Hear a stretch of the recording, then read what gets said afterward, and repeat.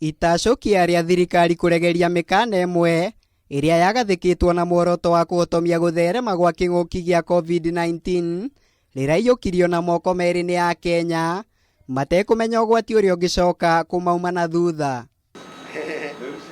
Na rĩu minista wa ũgima wa mũingĩ Mutahi Kagwe nĩorĩtie Akenya maiyũkie wĩigĩrĩrĩki wa gũthingatithia mĩtaratara ĩrĩa ĩheanĩtwo ya kũhĩtana na mũrimũ ũyũ, akiuga ũcio noguo ũndũ ũrĩa ũngĩteithĩrĩria bũrũri kwĩrica rũcamio rwa kĩng'ũki gĩkĩ kĩrĩa gĩtanyĩtwo gũtamba na gĩkĩro kĩnene kũrũmĩrĩra itacokia rĩu. Let it be clear that the torch of responsibility as to whether you are safe or not safe has been passed to you, has been passed to the church, has been passed to the office, has been passed to the county government.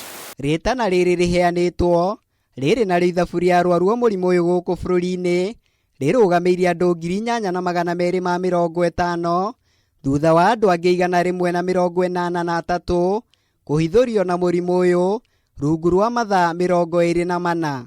From those positive cases, 177 people are Kenyans, while 6 are foreigners, and in terms of gender spread, 119 are male, while 64 are female. Kaunti ya Nairobi ithiĩte na mbere na gũtuĩka gĩtumĩro gĩa kĩng'ũki gĩkĩ amu nĩyo ĩtongoretie na arwaru 100 ĩkĩrũmĩrĩrwo nĩ kaunti ya Machakos ĩrĩa ĩna arwaru 37, kaunti ya Kiambu ĩna arwaru 18, Mombatha 13, Kajiado 11, Nakuru andũ 5, kũrĩa nakuo kaunti ya Busia ĩna arwaru 3. Ndeto ya kĩeha nĩ atĩ andũ angĩ 3 nĩmarĩkĩtie gũthinĩkanio nĩ mũrimũ ũyũ, kũrĩa rĩu namba ya arĩa makuĩte ĩrũgamĩire andũ 167, ona gũtuĩka andũ 90 nĩmahonete mũrimũ ũyũ na kũrekererio,